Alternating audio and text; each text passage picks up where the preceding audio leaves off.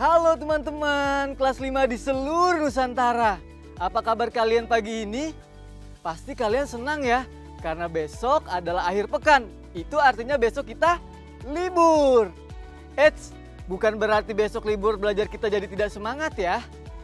Supaya tetap semangat, tidak ada salahnya loh kita berolahraga terlebih dahulu sebelum belajar. Sebelum kita memulai pelajaran hari ini, kita berdoa dulu yuk agar pelajaran yang kita terima bisa bermanfaat nantinya. Berdoa dimulai.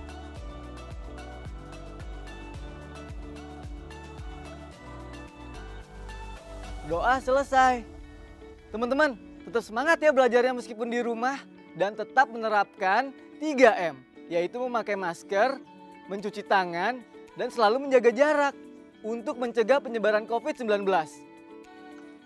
Kita siap belajar hari ini? Let's go!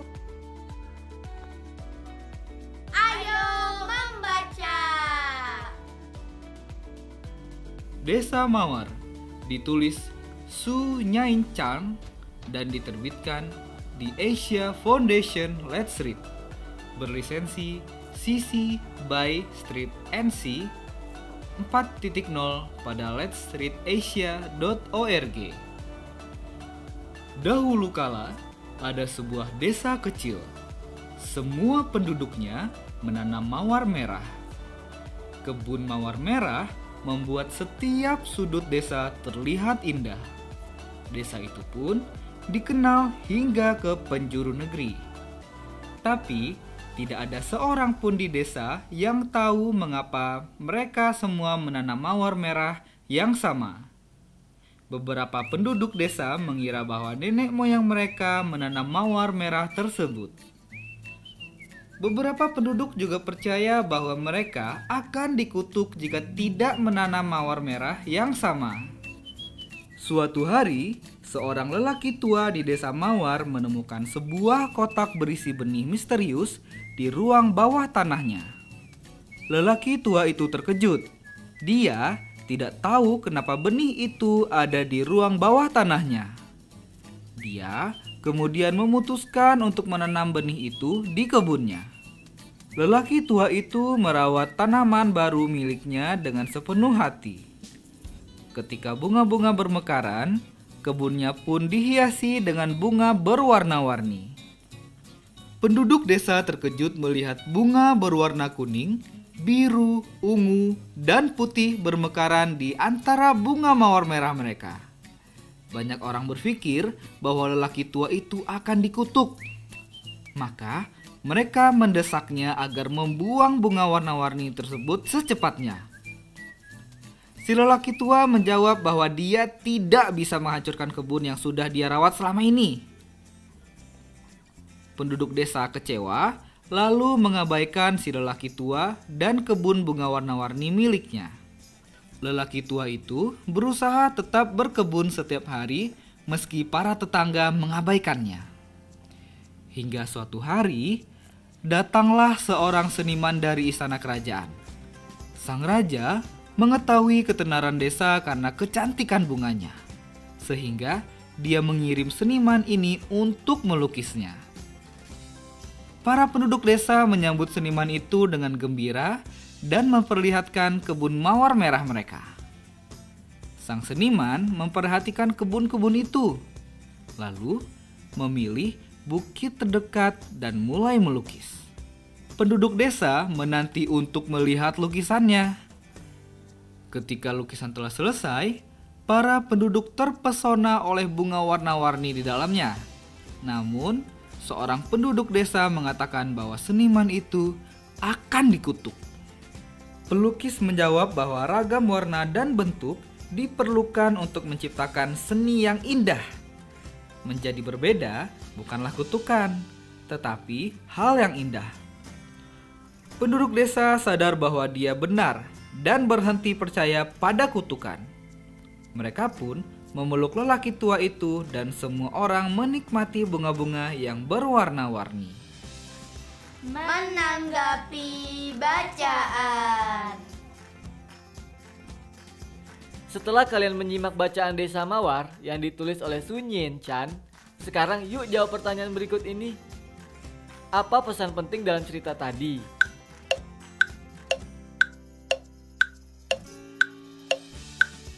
Pesan penting dalam cerita tadi ialah bahwa menjadi berbeda bukanlah kutukan, tetapi hal yang indah. Siapa nama pengarang cerita Desa Mawar?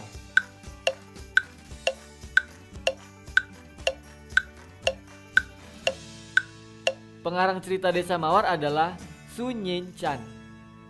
Apa yang ditemukan lelaki tua di Desa Mawar?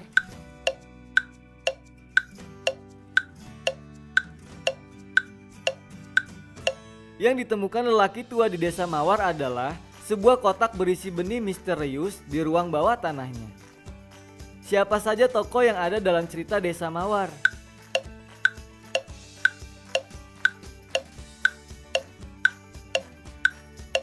Tokoh yang ada dalam cerita Desa Mawar ialah lelaki tua, penduduk desa, dan seniman pelukis. Ayo menulis. Dalam minggu ini, kalian sudah belajar mengenai ASEAN dan negara-negara ASEAN.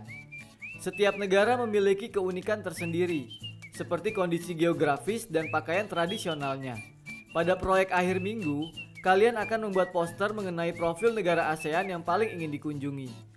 Lihat contoh poster yang ada di layar. Kalian bisa mulai berdiskusi dengan keluarga kalian dan membaca ulang materi hari-hari sebelumnya untuk mengumpulkan informasi mengenai negara-negara ASEAN tersebut. Tabel di layar juga bisa kalian gunakan sebagai tambahan informasi.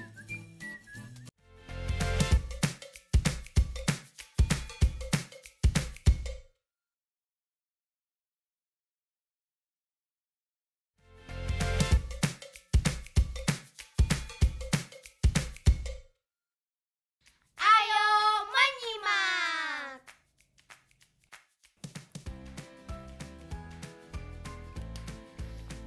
Apakah kalian pernah mendengar tentang perspektif mata burung? Misalnya seperti ini. Ini adalah perspektif mata burung. Perspektif mata burung juga digunakan pada bidang arsitektur, yaitu ketika membuat bangunan seolah-olah terlihat dari atas. Gambar berikut ini adalah contoh gambar yang menggunakan perspektif mata burung. Jika kalian perhatikan, ternyata perspektif mata burung juga digunakan dalam pembuatan denah. Menarik bukan? Selain perspektif mata burung, sebuah bangunan dapat digambar melalui sudut sisi depan dan sisi samping. Misalnya diketahui sebuah bangunan yang disusun seperti pada gambar berikut. Maka beginilah perspektif bangunan tersebut apabila dilihat dari depan. Ini adalah bangunan tampak atas. Dan ini apabila bangunan dilihat tampak samping kanan. Menarik bukan? Ayo mencoba.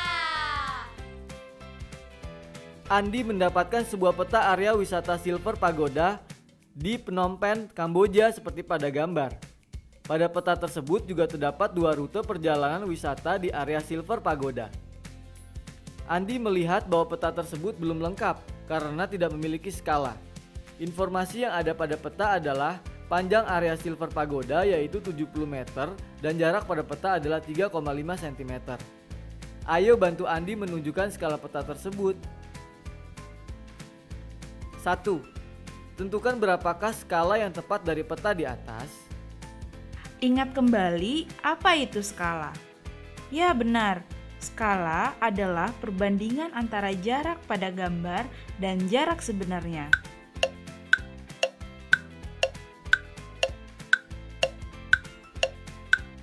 Kita hitung bersama-sama ya. Untuk menentukan skala, kita bisa membandingkan jarak pada peta dengan jarak sebenarnya. Perhatikan area Silver Pagoda pada Dena. Disebutkan bahwa panjang area Silver Pagoda yaitu 70 meter. Jika kita ukur dengan penggaris, kita dapatkan jarak pada peta adalah 3,5 cm. Maka skala adalah sama dengan jarak pada peta dibagi jarak sebenarnya. Pada area Silver Pagoda ini, skala sama dengan 3,5 cm dibagi 70 meter. Atau jika kita samakan satuannya ke cm menjadi 3,5 cm bandingkan 7000 cm. Kita bagi keduanya dengan 3,5, maka dibandingkan skalanya sama dengan 1:2000. Itu artinya skala adalah 1:2000. Soal selanjutnya, setelah menemukan skala pada peta tadi, tentukan jarak yang harus ditempuh pengunjung dari pintu masuk sampai area dalam Silver Pagoda. Apabila A. Rute 1 memiliki jarak pada peta 9 cm. B. Rute 2 memiliki jarak pada peta 19 cm.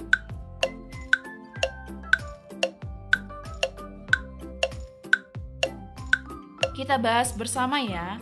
Untuk menemukan jarak sebenarnya, kita bisa mengkalikan skala dengan jarak pada peta. Jadi, jarak sebenarnya rute 1 adalah 9 cm dikalikan 2000 sama dengan 18.000 cm atau 180 meter. Jadi, jarak sebenarnya rute 1 adalah 180 meter. Sekarang, kita tentukan jarak sebenarnya rute 2. Jarak sebenarnya rute 2 adalah 19 cm dikalikan 2000 sama dengan 38.000 cm atau sama dengan 380 meter. Jadi jarak sebenarnya rute 2 adalah 380 meter. Soal terakhir.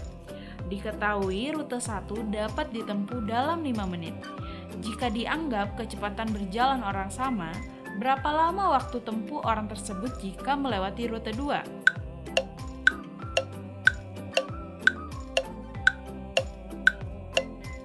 Kita hitung dahulu kecepatan pada rute 1 dengan cara menghitung jarak dibagi dengan waktu, yaitu 180 meter dibagi 5 menit sama dengan 36 meter per menit.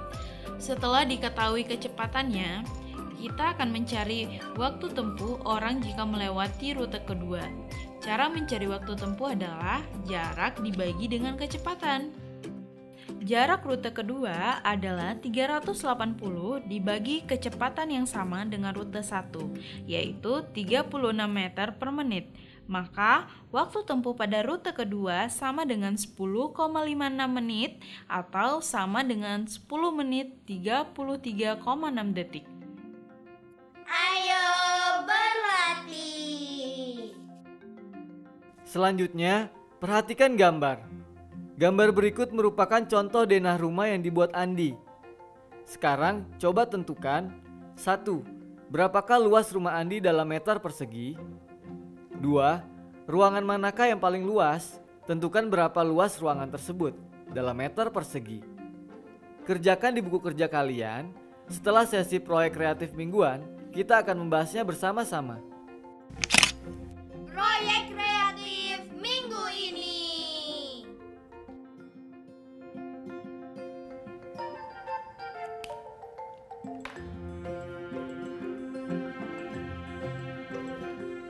Ih, kakaknya nyebelin.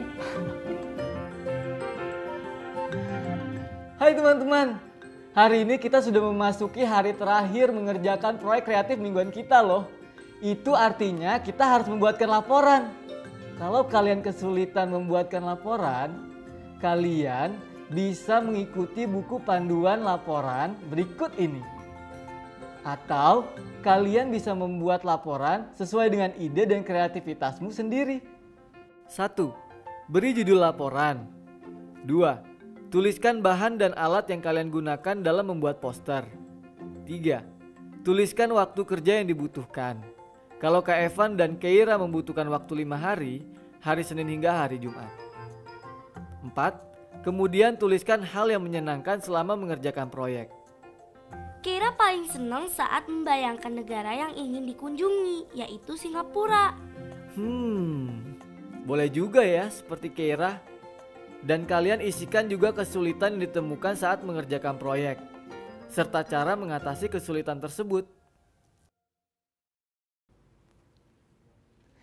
Teman-teman, jangan lupa ya menunjukkan poster yang sudah kalian buat ke orang tua atau wali kalian. Selamat berkreasi!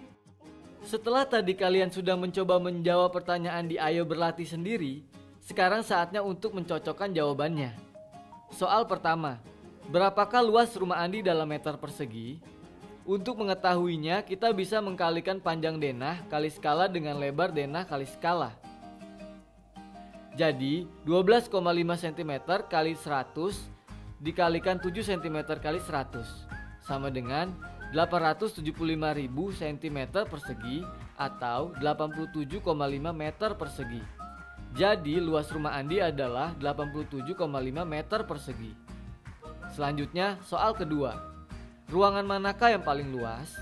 Tentukan berapa luas ruangan tersebut dalam meter persegi. Dari gambar, kita ketahui kalau ruangan kamar tidur utama adalah ruangan yang paling luas.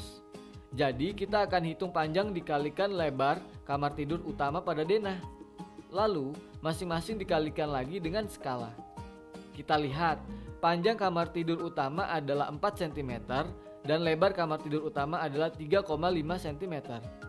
Jadi 4 dikalikan 100 kali 3,5 dikalikan 100 sama dengan 140.000 cm persegi atau sama dengan 14 meter persegi. Jadi luas sebenarnya kamar tidur utama ialah 14 meter persegi. Refleksi.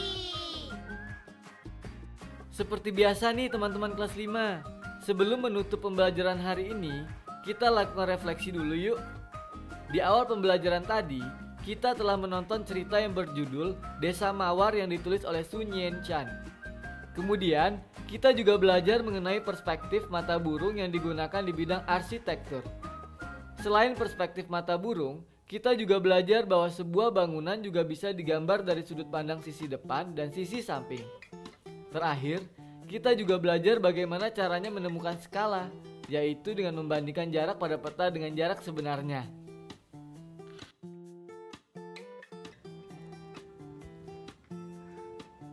Gak kerasa ya, sudah di penghujung pembelajaran hari ini. Eits, bukan hanya hari ini, tapi sudah 1 minggu. Apakah kalian senang? Bingung? Atau sedih?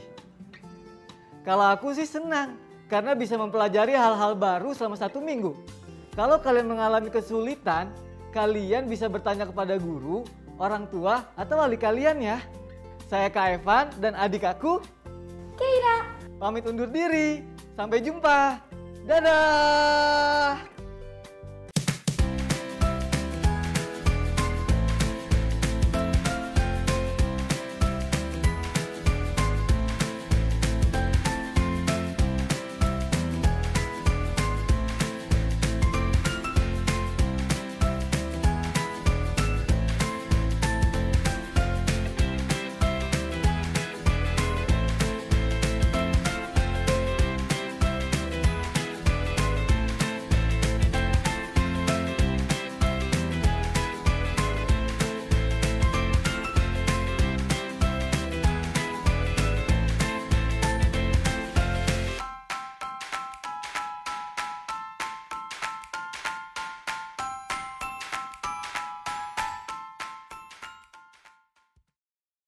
Sekarang tetap belajar dari rumah ya teman-teman. Jaga jarak, rajin cuci tangan, dan pakai masker agar kita mencegah penyebaran COVID-19. Sampai jumpa!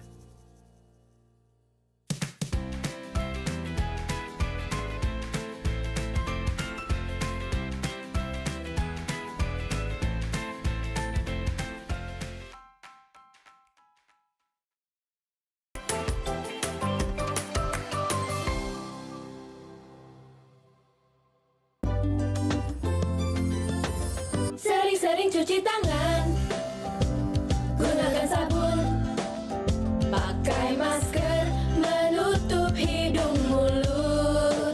Jangan lupa jaga jarak saat ketemu orang. Makan yang bergizi, jaga kesehatan. Anak Indonesia, anak Jangan kendor, jaga kesehatan.